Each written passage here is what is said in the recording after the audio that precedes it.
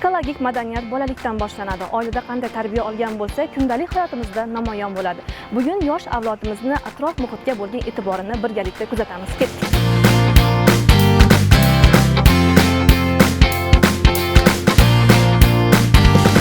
Yaxshimisizlar, charchamayapsizlarmi? Qaranglar, plashatkalar rosa musor bo'lib ketibdi. Ko'rdinglarmi? Menga tozalashga yordam beringlar.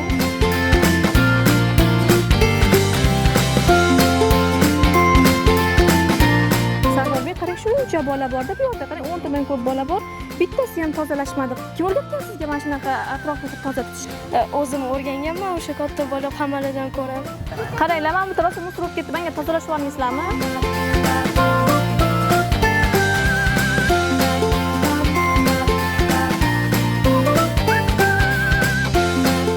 Musorlarni kim tashiydi? Kattalar tashiydimi, kichkinalarmi?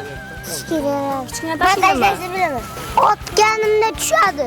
Mana shu musorlarni kim tashiganda bo'laysan? Shojaxon tashiganda. Kim? Shojaxon.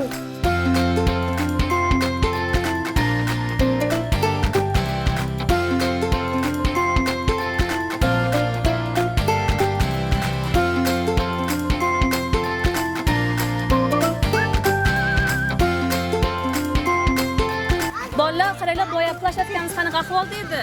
Mushkanda bo'layotganda. Necha minutda tozaladik shuni hozir? 5 minut ketdi.